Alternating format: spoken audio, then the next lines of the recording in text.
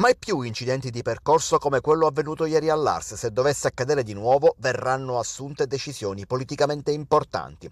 È l'avviso mandato agli alleati dal presidente della regione Renato Schifani, contenuto in un documento pubblico e ufficiale reso noto dopo un incontro in origine riservato con il presidente dell'Ars Gaetano Galvagno, all'indomani della bocciatura della riforma delle province avvenuta con almeno 11 franchi tiratori nella maggioranza. Una bocciatura che riguarda uno degli aspetti del programma di governo con il quale Schifani e questa maggioranza sono stati eletti. L'incontro ha confermato il solido rapporto tra le due istituzioni. Nel tentativo di ritrovare unità si è concordato che i franchi tiratori vanno ricercati in tutte le forze politiche e non soltanto nelle fila di Fratelli d'Italia.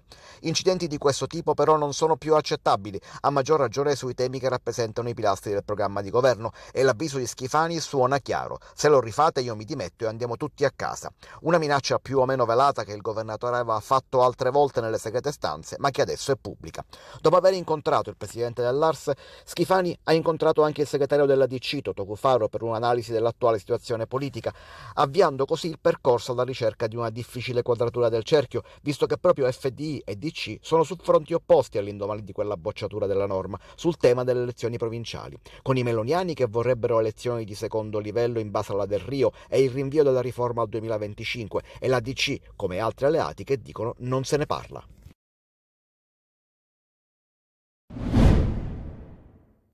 De Luca, lei si sente già leader di una coalizione in antitesi a Schifani e soprattutto ha già individuato un assessore della sua squadra? Io questo ruolo credo di averlo conquistato già il 25 settembre 2022 con il voto popolare che mi ha portato a qualificarmi secondo, però ho detto agli amici di 5 Stelle e del PD che comunque non sono una persona abituata a vivere di rendita. Voi assessori operai, come sono abituato ad avere da sindaco, cioè gente che amministra e non che fa filosofia. Sicuramente Luigi Sinceri è uno di quei colleghi che ha queste caratteristiche. È successo quello che non doveva succedere, perché approfittando del voto segreto è stato bocciato sin dall'articolo 1 il disegno di legge per la reintroduzione del voto diretto per le province. Non credo che sia un problema che possa portare a una crisi di governo. Non lo è stato quel voto della settimana scorsa sulla causa di eleggibilità o di ineleggibilità. Non lo sarà neanche questo. Ucciso a coltellate in quest'area di servizio solo perché chiedeva un suo diritto, la misera paga da bracciante. Sarebbe stato accoltellato per questo Mohamed Muna, il marocchino di 27 anni, trovato senza vita a Paternò il 4 febbraio scorso. In questo video diffuso dai carabinieri la scena della lite. Si vede Issam Ayamidi, arrivato a bordo di un motorino prestato da un amico, che discute animatamente con il connazionale, poi gli sferra 2 coltellate. La vittima riesce a fuggire per pochi metri prima di accasciarsi senza vita al suolo. L'assassino fugge dalla Sicilia, viene fermato ieri alla stazione di Milano mentre cerca di prendere un treno per passare il confine in Francia. Le modalità dell'omicidio, ha scritto il GIP che ha convalidato l'arresto, rivelano totale disprezzo per la vita umana. Dietro questo fatto di sangue si apre lo scenario dello sfruttamento durante la raccolta delle arance nella piana di Catania. Braccianti stranieri costretti a vivere in questa baraccopoli senza nessuna dignità e alla mercé di caporali senza scrupoli. Proprio pochi giorni prima la vittima aveva raccontato ad alcuni amici di avere problemi di lavoro perché il suo capo non lo pagava. La mafia dei campi infesta la nostra isola, commenta il segretario della Huila Sicilia Nino Marino, e non si può fare finta di nulla per mesi, per anni. La FLAI CGIL di Catania aveva lanciato un appello per mettere fine al degrado di questo insediamento in contrada Ciappe Bianche per realizzare al suo posto moduli abitativi con risorse comunitarie.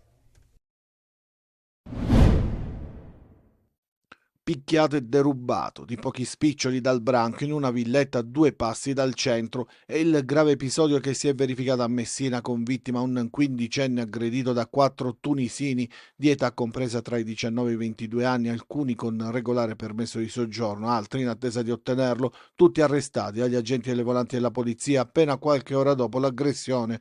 Tutto sarebbe avvenuto intorno alle 20, quando i nordafricani avrebbero convinto il giovane a seguirli all'interno della villetta della via Tommaso Cannizzaro, a quell'ora deserta. Lì hanno chiesto al giovane di consegnargli i soldi che aveva in tasca e al rifiuto del ragazzino hanno cominciato a colpirlo con calci e pugni anche al volto. Il bottino, appena 20 euro. Una volta scappati, il quindicenne ha telefonato alla madre che ha fatto scattare l'allarme al 112. I poliziotti hanno trovato il giovane impaurito e in lacrime, sanguinante al volto, condotto in ospedale, è stato giudicato guaribile in 10 giorni.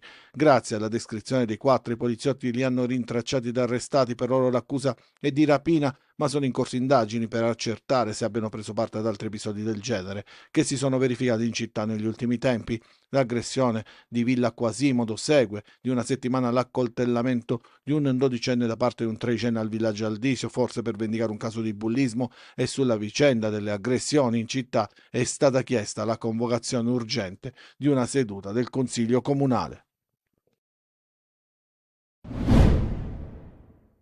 C'è un misto di violenza, crudeltà, sopraffazione dietro ogni stupro, ogni femminicidio, ogni mano alzata su una donna. L'orrore di Villa Bellini, con una ragazzina di soli 13 anni abusata da 7 egiziani, ci fa sprofondare ancora una volta in quella voragine così difficile da sondare. Tutte le volte che una condizione interna in un ambito maschile, in questo caso si tratta di stupri, di violenze e di abusi, arriva all'odio per la propria vita, è al corpo delle donne che si fa riferimento, perché il corpo delle donne è l'origine della vita. Tra una moltitudine di uomini che odiano le donne, spicca poi la forza e il coraggio di questa coppia di giovanissimi. Il fatto che ci fosse lì il ragazzo a dover vedere tutto quell'orrore e a testimoniare col suo tentativo di far qualcosa, con il suo dolore, quello che stava succedendo, secondo me mi ha dato anche la forza, nel senso che si sono dati forza a vicenda. E allora la soluzione del problema passa sì da maggiori controlli e sicurezza, ma passa anche e soprattutto dagli uomini, come Luigi in prima fila in questi giorni nei sit-in di solidarietà. Oggi noi uomini dobbiamo prenderci quella che è una responsabilità collettiva, perché gli stupratori hanno purtroppo una sola caratteristica in comune, che è quella di essere uomini. C'è un problema, è un problema culturale ed è un problema radicato nella nostra società. Quando nelle chat vengono mandate le foto delle proprie compagne di classe, quando si utilizza un linguaggio inappropriato, quando si ricerca, tra virgolette, l'uomo perché è la persona importante con cui parlare, si svaluta invece la figura della donna. 55 centesimi di spesa. E quanto costa produrli? 55 centesimi solo a me questo. Magari 60. Hanno distrutto il loro raccolto in segno di protesta, broccoli e cavoli macinati. Tanto, dicono, non ha senso venderli, visto che ci perdiamo. Una nuova manifestazione degli agricoltori siciliani. Siamo a Partinico, in provincia di Palermo, e nonostante i segnali incoraggianti da Bruxelles, gli agricoltori continuano a manifestare perché non sono soddisfatti. Bruxelles ci ha detto che la legge doveva entrare entro il 2030, verrà fermata, ma ad oggi vogliamo risultati. Il gasolio agricolo è altissimo, vorremmo che l'IRPEF è stata rimessa, l'IMU sono aliquote altissime. E sono queste le risposte immediate. Poi sì, le leggi fino al 2030 vanno bene, ma vogliamo qualcosa di immediato.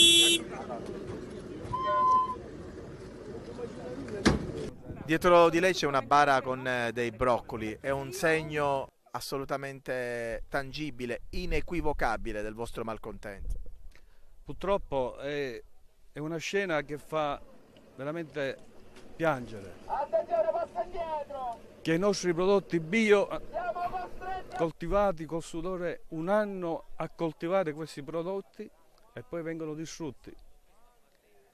Perché? Perché il prezzo non compensa le spese. Protestando per la morte dell'agricoltura qua in Sicilia da noi, perché non si vende più niente. Questi broccoli che poco fa hanno buttato a terra, cioè alla media di 20-30 centesimi ce li pagano, quindi non possiamo andare avanti così. Prodotti di qualità che vengono venduti sotto costo, dicono gli agricoltori. Troppo bassa, non si può lavorare. L'uva uguale, l'uva è troppo bassa, non si può, 27 centesimi, 30 centesimi, come si fa a andare avanti così? Non si può andare avanti. E nonostante qualcosa si stia muovendo, gli agricoltori anche nei prossimi giorni continueranno a manifestare. Via Etnea riaperta in meno di 24 ore dal passaggio di Sant'Agata, via Caronda in meno di 48. A Catania è già rientrata l'emergenza cera che ogni anno impone chiusure per mettere in sicurezza le strade attraversate dal fercolo e di conseguenza dai tanti ceri, grandi e piccoli, che i fedeli accendono in onore della patrona accompagnandola in tutto il percorso. L'emergenza è rientrata quasi in tempi record, liberando totalmente i principali assi viari della città. Oltre 100 dipendenti del consorzio Gema si sono alternati H24 utilizzando 80 tonnellate di segatura per rimuovere ben 10 tonnellate di cera. Questi i numeri che hanno consentito alla Gema, aggiudicataria dell'appalto nell'800, di completare un delicato lavoro di pulizia e scarifica della cera depositata sul selciato e sui marciapiedi, anche se in alcuni casi questi ultimi restano un po' scivolosi.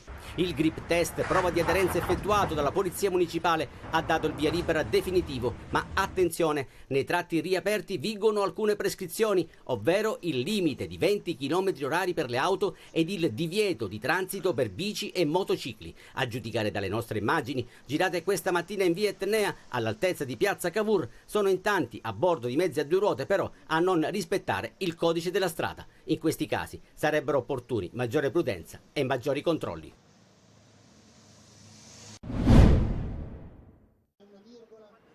La legge Bavaglio, così chiamata, è una legge museruola, come è stato detto, è una legge che circoscrive moltissimo il campo d'azione dei giornalisti. I giornalisti cercano le notizie, le confrontano con il caporedattore, confrontano le fonti. Tutto questo è in pericolo. L'informazione deve essere con la schiena dritta, deve essere non condizionata e ovviamente come ordine dei giornalisti di Sicilia saremo sempre in prima fila per dire no alle leggi che circoscrivono il nostro lavoro. Giorni della merla o giorni di primavera. In Sicilia gennaio è stato archiviato con temperature tutt'altro che invernali, condizioni meteo che piacciono a molti ma che fanno riflettere gli esperti. Benché i giorni della merla risultino per tradizione popolare i più freddi dell'anno, in Sicilia le temperature sono state ben al di sopra delle medie e si inseriscono all'interno di un inverno eccezionalmente mite. E lo dimostra anche l'Etna. Poca la neve caduta, oggi si presenta così, baciata dal sole. Primavera anche nei giorni di Sant'Agata, con i giubbotti invernali che quasi non servivano. Negli ultimi 50 anni a Messina la temperatura media è salita di 4 gradi, ma quello che più preoccupa è la siccità. Una siccità piuttosto grave che interessa soprattutto i settori centrali ed orientali dell'isola, siccità destinata a perdurare anche dopo il transito della perturbazione attesa nel fine settimana che porterà a piogge, però non sufficienti a lenire appunto la siccità. Le piante sono già in fiore, questo è il mandorlo ad Agrigento. E così gli agricoltori lanciano un grido d'allarme. Per Coldiretti questo è un problema. Un eventuale calo delle temperature, infatti, potrebbe causare danni nel raccolto. Clima pazzo che quindi sta mettendo a dura prova il settore. In futuro dovremo aspettarci periodi sempre più lunghi caratterizzati da carenza di precipitazioni, alternati purtroppo a fasi molto piovose concentrate nel tempo con precipitazioni molto intense.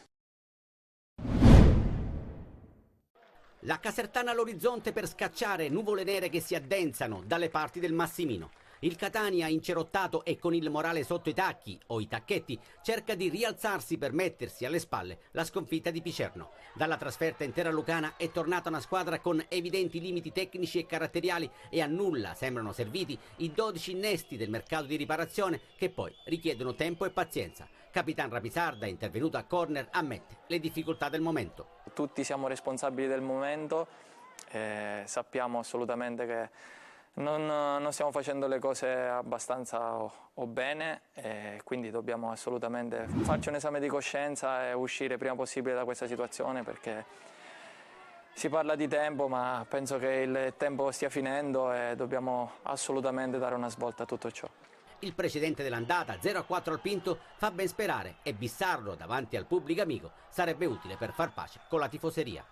Penso che sia una partita difficile, anche perché loro comunque al di là delle ultime giornate comunque vengono da un periodo molto positivo, stanno anche in una condizione di classifica che gli permette di stare sereni, hanno cambiato forse modulo, hanno giocato in diversi modi, ma quello che conta più di tutti è l'atteggiamento nostro e la voglia che abbiamo di vincere assolutamente questa partita. Intanto il report dell'infermeria sembra un bollettino di guerra. Di sicuro contro la Casertana rientra Averi, che ha scontato un turno di squalifica.